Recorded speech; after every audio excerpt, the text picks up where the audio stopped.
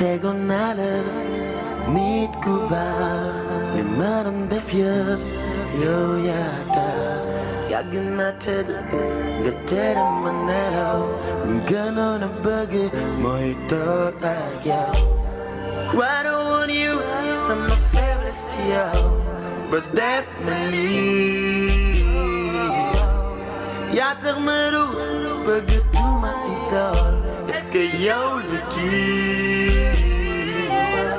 J'ai passé des soirs au bout d'une couloir à rêver de te voir, mon idole. Est-ce que yow la kii?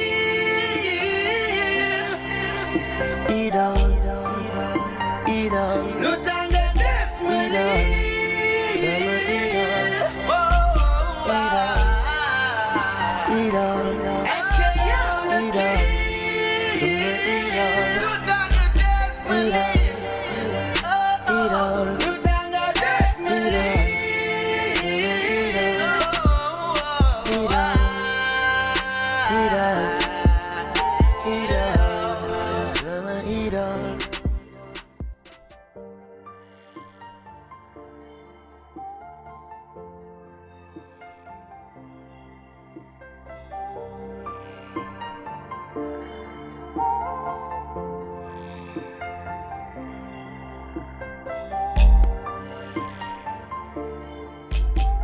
Mais j'ai eu du plaisir à m'entretenir avec toi, vraiment. C'est partagé. Je te remercie. C'est partagé. Vraiment de m'avoir tiré une épine du pied. Merci, Seb. Allez, passe une bonne journée. Merci, à toi aussi. Ok.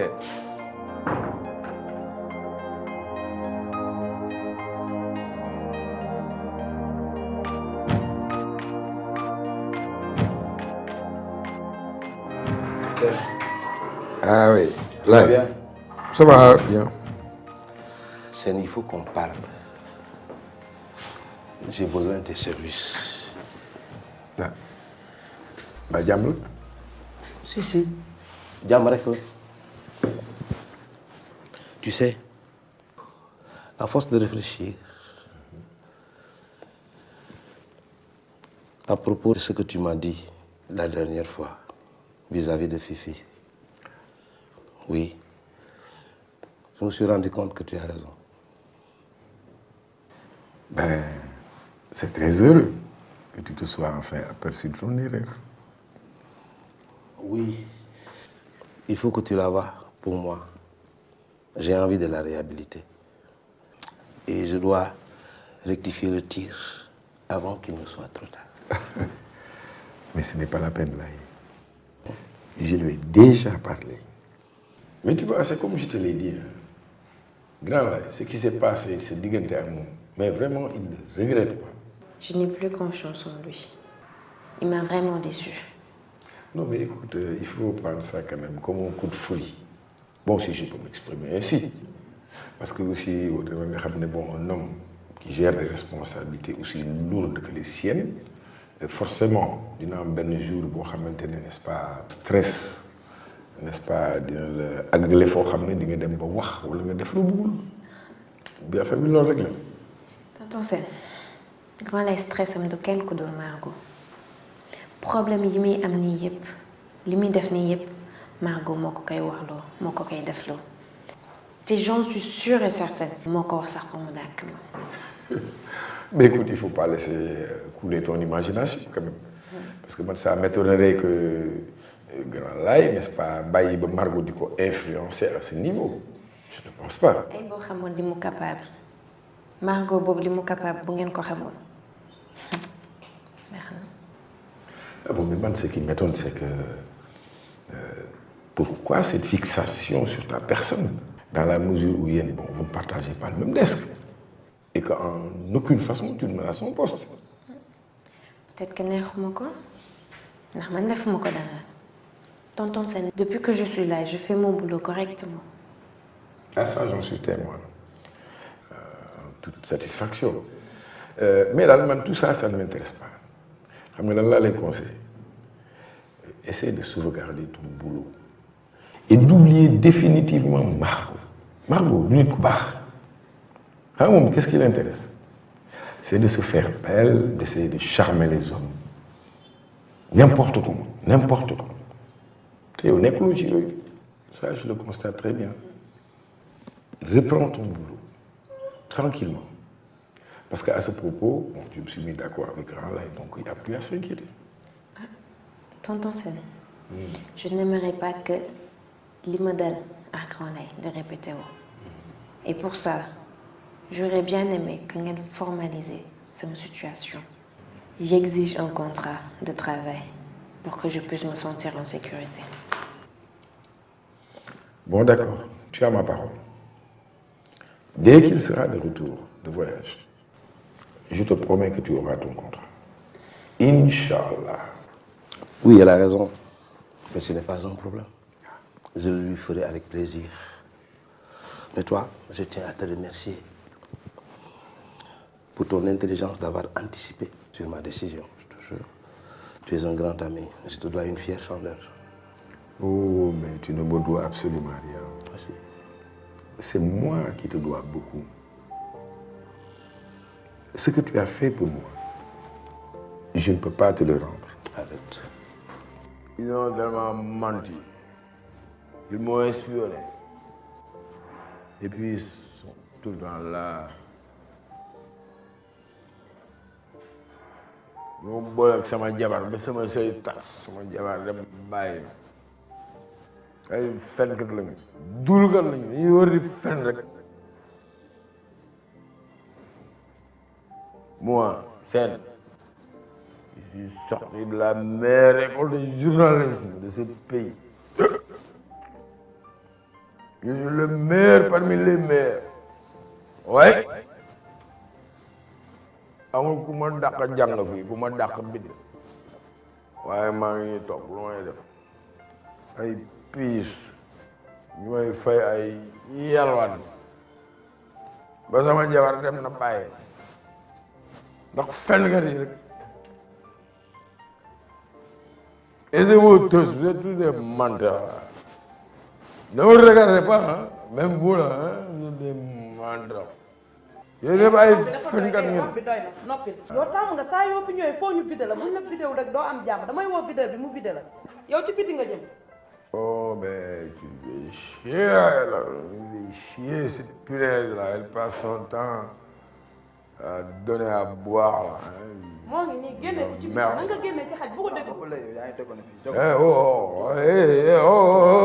Tu sais que c'est moi. Ah non, mais attends, moi je suis pas n'importe qui. Arrête. Eh, c'est quoi ça? Arrête. Qu'est-ce que c'est que ça? Qui du sel? Hein? Oui, je le connais. Laisse tomber, je m'en charge. Tu sais, Laye, tu as beaucoup fait pour moi. Il est vrai qu'il arrive parfois qu'on se chamaille pour des raisons professionnelles. Oh. Mais cela n'altère en rien l'estime que j'ai pour toi. Mais c'est réciproque, Chen.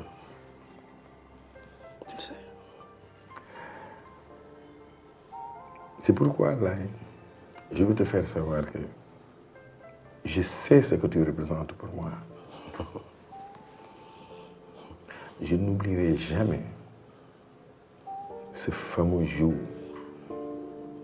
Doucement. Mais c'est toi le grand Laye. Tu me reconnais pas?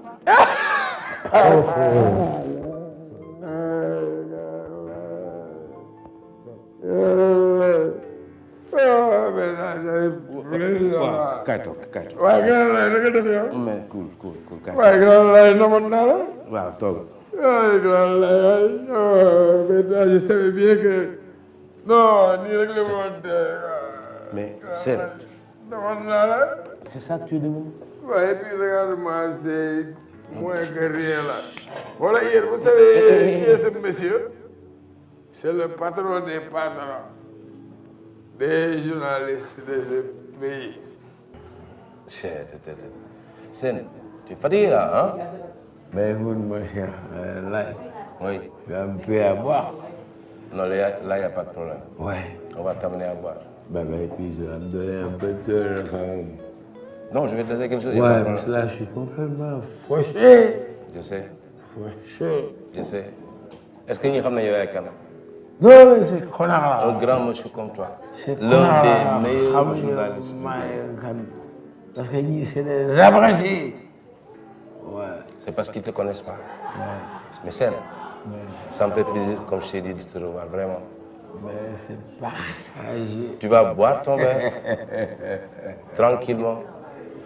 En partant, je te laisse quelque chose. Mais j'ai sincèrement besoin de toi. Ah ouais. Oui. J'ai du boulot. Ouais, j'ai du boulot pour toi.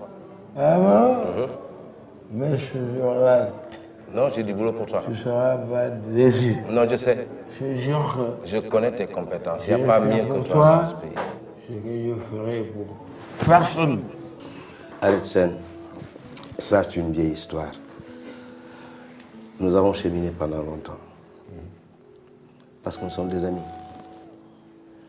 Et tu le resteras toujours.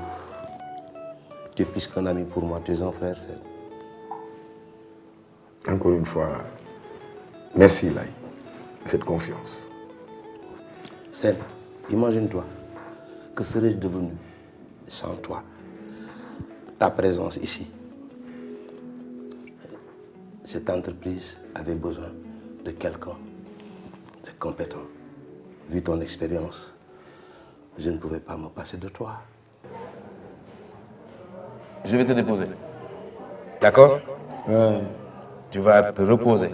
Nelawal ba nga doyal. Soo yeewoo nga añ ba suur. Nga ñëw suma bureau. Je te laisse ma carte de visite. Là était un pote. Non, ne t'en fais pas, Mané. J'étais sûr que je réussirais.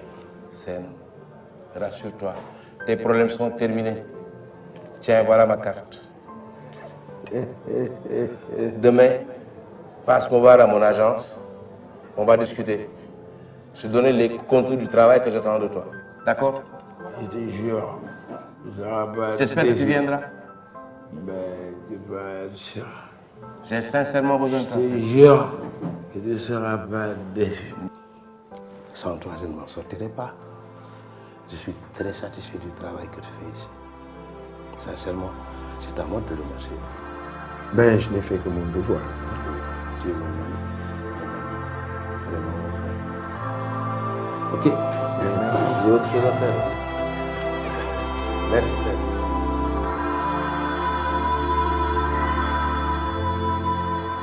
Allez, passe une bonne journée. Merci à toi aussi.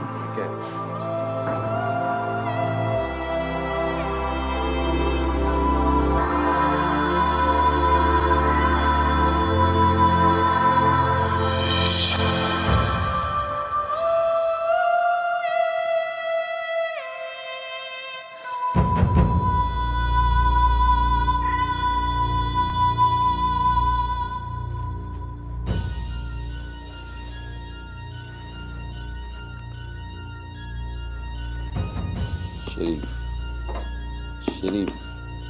Chérif.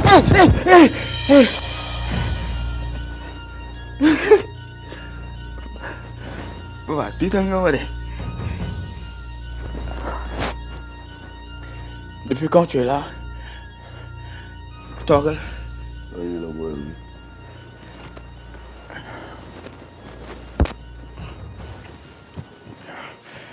Chérif te man bi ma dugg si léegi dama laa fekk ngay nelaw sa tànk yi tasaaroo bi jaar ndar bi jaar fu kenn xamul. Ouais. J'étais fatigué. C'est normal que je dorme un peu. waaye tey li ma indi fii bëgg waxtaan ak yow diggante baay ak doom ndax nag tu es mon unique fils te waxtaan ak yow dafa jot ma bëgg nga xam ne nekkatoo xale nga xalaat ci sa avenir bu baax a baax il est temps que nga jóg ci sa bopp. D'accord. Je ferai ça. beneen bi ci topp mooy dem naa sax ba ne naa fexe nga dellu Angleterre nga dem jàngiwaat toppatoo say bagages defar sa avenir boo ñëwaatee lépp yomb ci yow. J'aime pas. préfère rester là. Mon avenir est là, papa. Qui t'a dit que ton avenir est là? Tu l'as vu? Tu l'as vu l'autre jour dans le bureau du commissaire principal? Papa, man, sama avenir aram là.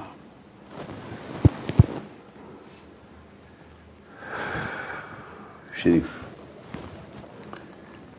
ko mënti bëgg mooy aram di nogo yoo ko mënti doon boo nemee lijjanti li ngay lijjanti ba pare boo ñëwee defar sa avenir ku la neex takkal koo bëgg jëlal ma jàppale la mais dama bëgg nga xalaat bu baax ci sa avenir ma la wax moo njëkk te mooy mujj. Wallah, je le savais. Gars là. Gars am nañ la. Papa, non. Gars esprit yi ñoo dugg sa biir xel bi nii di la jaxase.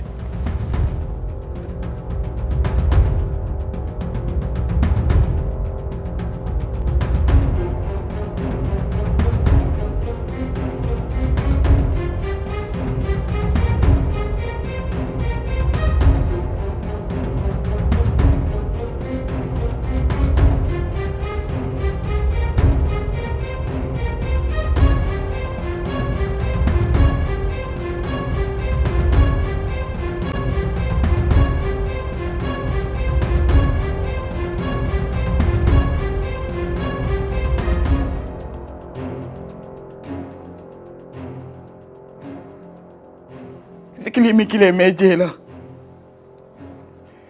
moom moo lay jéem a tagal affaire yooyu noonu problème mu doomam bi bëggul ko takkal wuju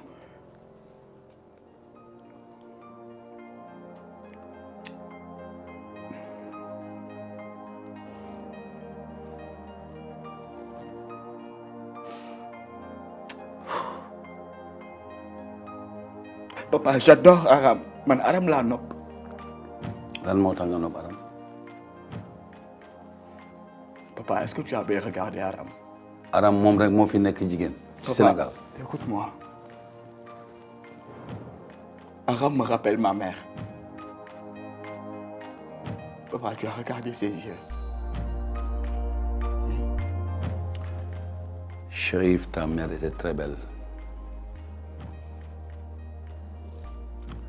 Et son regard amul ko ma ko bokk ci àdduna.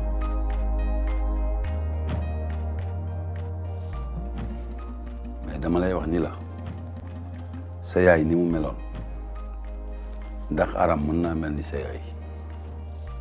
Tu es plus fort que ça. Ne te laisse pas manipuler par tes esprits maléfiques. Tu n'es pas cool là, wallah. Mais tu me fais peur en même temps. T'as vu comment tu m'as réveillé? Papa, tu es plus fort que ça. J'ai tous les esprits de Dakar et du pays avec moi. Mam Bissan, Mam Kumbabang, le Daour. Tu sais, tout à l'heure, Mam Bissan venait d'accepter quand tu m'as réveillé.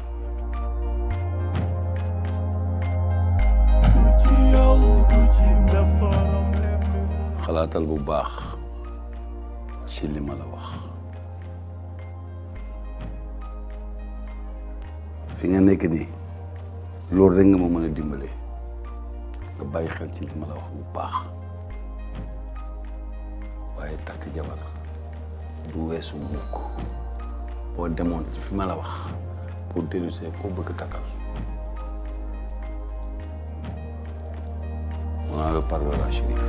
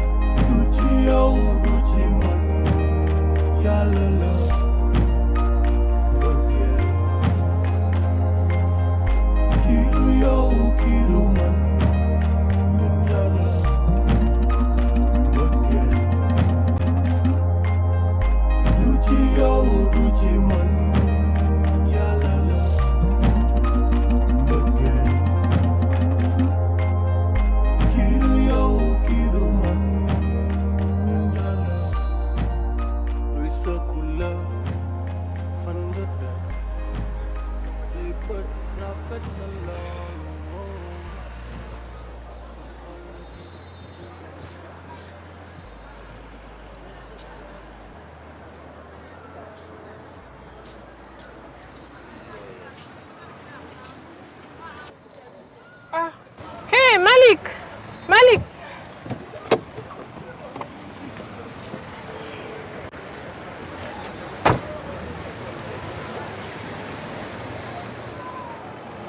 Hey, ça va?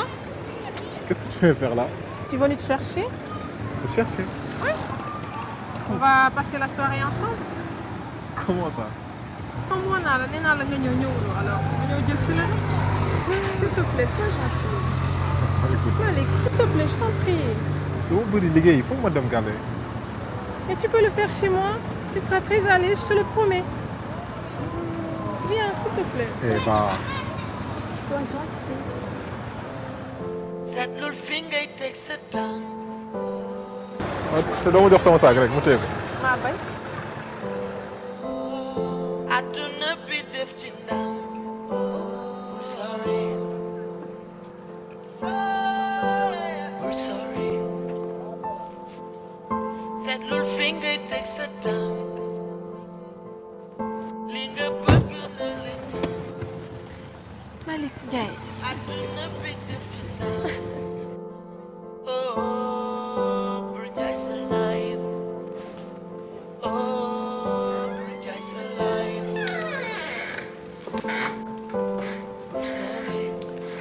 Installe-toi.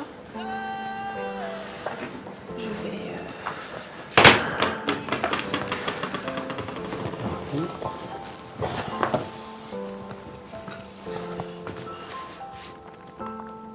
Je reviens. Je vais nous préparer un bon dîner. Ok.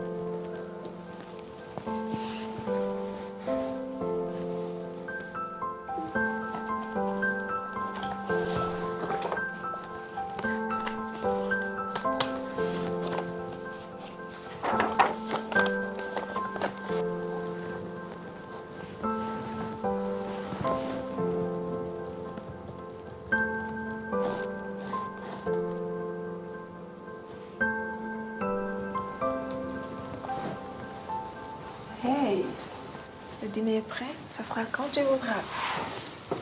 Ok, juste le temps que je termine ça par heure, s'il te plaît. D'accord.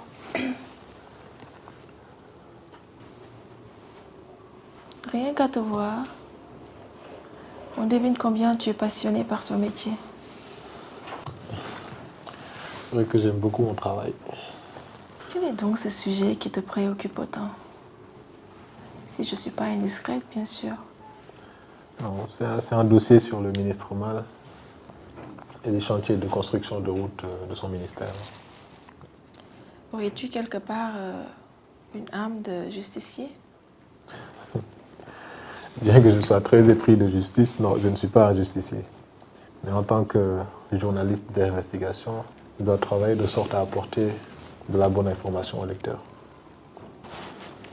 Et cette bonne information, c'est les chantiers de M. Mal? On va dire plutôt ses manigances. M. Mal est un correcteur de première classe et il utilise l'argent du contribuable comme il veut. Regarde là, par exemple. Tu lis une somme de combien? 535 250 000 francs CFA. Wow. Regarde.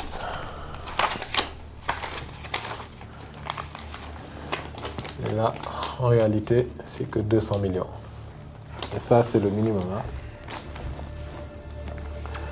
Bref, je peux utiliser tes toilettes, s'il te plaît? Juste là, derrière, à droite. Ok, merci.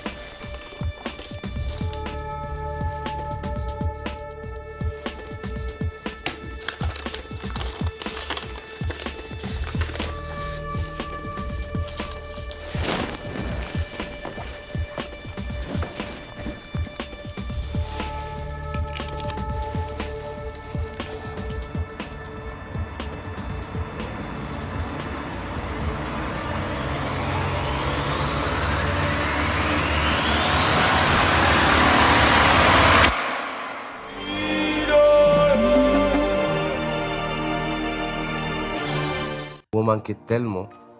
Je vous adore. Oui, man sama gaañ nga quoi. gaañ dëmm la bala jekkoo lekk la bu ma wax loolu. J'ai invité votre fille à sortir avec moi pour la fête de Saint-Valentin.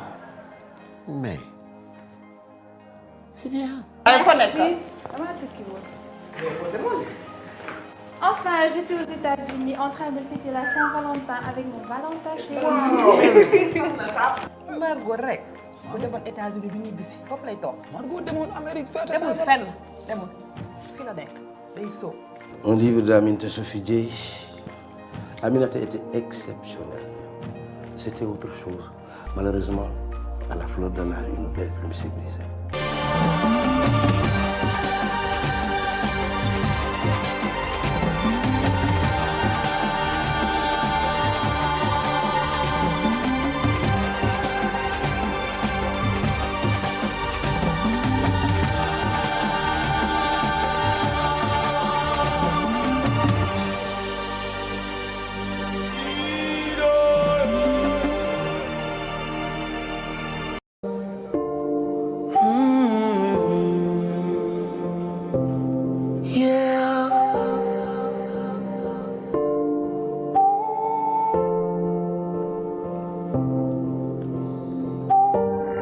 tegoon naa la nit ku baax li ma doon def yëpp yow yaa tax yàgg na tëdd nga tere ma nelaw mu gënoon a bëgg mooy toog ak yow.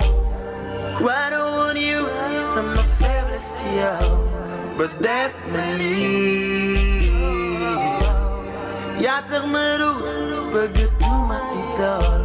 Est-ce que yow la kii? J'ai passé des soirs au bout d'une couloir à rêver de te voir, mon idole. Est-ce que yow la kii? Idole, idole, lu tax nga def ma lii? Sama idole, idole, idole.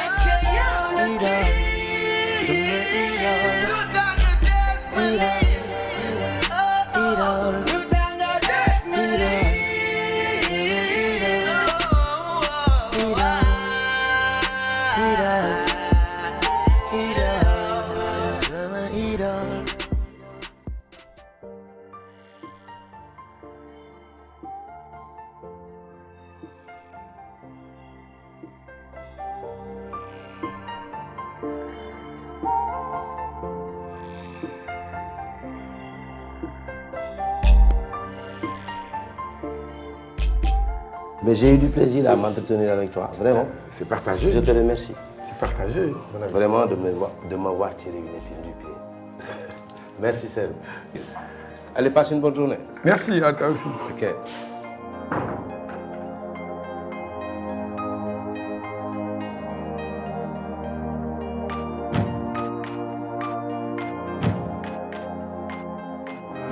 Serge. Ah oui. Ça va bien? Ça va bien. Sen, il faut qu'on parle. J'ai besoin de tes services. Ah. Bah, jàmm la. Si. Jàmm rek la. Tu sais, à force de réfléchir, à propos de ce que tu m'as dit la dernière fois, vis-à-vis de Fifi, oui, je me suis rendu compte que tu as raison. Ben, c'est très heureux que tu te sois enfin aperçu de ton erreur. Oui, il faut que tu la vois pour moi. J'ai envie de la réhabiliter. Et je dois rectifier le tir avant qu'il ne soit trop tard. Mais ce n'est pas la peine, là. Je lui ai déjà parlé. Mais tu vois, c'est comme je te l'ai dit. Grand, là, ce qui s'est passé, c'est diggante à moi. Mais vraiment, il ne regrette pas. Je n'ai plus confiance en lui. Il m'a vraiment déçu. Non, mais écoute, il faut prendre ça quand même comme un coup de folie. Bon, si je peux m'exprimer ainsi. Parce que aussi, bon, un homme qui gère des responsabilités aussi lourdes que les siennes, forcément dina am benn jour boo xamante ne n'est-ce pas stress n'est-ce pas dina la àggale foo xam ne di nga dem ba wax wala nga def lu bëggul bi affaire bi loolu rek la. tonton Sène grand lay stress am du kenn ku dul Margot problème yi muy am nii yëpp li muy def nii yëpp Margot moo ko koy waxloo moo ko koy defloo te j'en suis sûre et certaine moo ko wax sax ba mu dàkk ma. Mais écoute, il ne faut pas laisser couler ton imagination quand même. Parce que moi, ça m'étonnerait que Grand Laye, n'est-ce pas, Baye Margot di ko influencer à ce niveau. Je ne pense pas. ay boo xamoon li mu capable Margot boobu li mu capable bu ngeen ko xamoon. Ah bon, mais man, ce qui m'étonne, c'est que pourquoi cette fixation sur ta personne, dans la mesure où bon, vous ne partagez pas le même desk et qu'en aucune façon tu ne menaces son poste. Peut-être que neexuma ko ndax man defuma ko dara tonton Sène depuis que je suis là je fais mon boulot correctement. Ah ça j'en suis témoin en toute satisfaction mais daal man tout ça ça ne m'intéresse pas xam nga lan laa lay conseiller essaie de sauvegarder ton boulot et d'oublier définitivement Margot du nit ku baax xam nga moom qu'est-ce qui l'intéresse c'est de se faire belle d'essayer de charmer les hommes n'importe comment te yow nekkuloo ci yooyu ça je le constate très bien reprends ton boulot tranquillement parce qu'à ce propos bon, je me suis mis d'accord avec Grand Laye donc il n'y a plus à s'inquiéter. Tonton Sène je n'aimerais pas que li ma dal ak Grand Laye de répéter wu et pour ça j'aurais bien aimé que ngeen formaliser sama situation. J'exige un contrat de travail pour que je puisse me sentir en sécurité. Bon d'accord, tu as ma parole. Dès qu'il sera de retour de voyage, je te promets que tu auras ton contrat. Inch'Allah. Oui, elle a raison. Mais ce n'est pas un problème. Je le lui ferai avec plaisir. Mais toi, je tiens à te remercier pour ton intelligence d'avoir anticipé sur ma décision, je te jure. Tu es un grand ami. Je te dois une fière chandelle. Oh, mais tu ne me dois absolument rien. Merci. C'est moi qui te dois beaucoup. Ce que tu as fait pour moi, je ne peux pas te le rendre. Arrête. Ils ont tellement menti. Ils m'ont espionné. Et puis ils sont tout le temps là. Ils m'ont boole ak sama jabar ba sama sëy tas sama jabar dem bàyyi ay fenkat lañu dulkat lañu dañuy war di fen rek. Moi, Sène, je suis sorti de la meilleure école de journalisme de ce pays. Je suis le meilleur parmi les meilleurs. Ouais. amul ku ma dàq jàng fii ku ma dàq bind waaye maa ngi toog lu may def ay piis ñu may fay ay yalwaan ba sama jabar dem na bàyyi ndax fenkat yi rek. Et de vous tous, vous êtes tous des menteurs. Ne vous regardez pas, hein? Même vous là, hein? Vous êtes des menteurs. Yéen ñëpp ay fenkat ngeen. noppi doy na noppi yow tàmm nga saa yoo fi ñëwee foo ñu vidé la buñ la vidéo rek doo am jàmm damay woo vidéo bi mu vidé la yow ci biti nga jëm. Oh mais tu fais chier là, tu fais chier cette punaise là, elle passe son temps à donner à boire là. moo ngi nii génne ko ci biti na nga génne ci xaj bu ko dégg. Tu sais que c'est moi. Ah non, mais attends, moi je suis pas n'importe qui. Arrête. Hey, c'est quoi ça? Qu'est-ce que c'est que ça?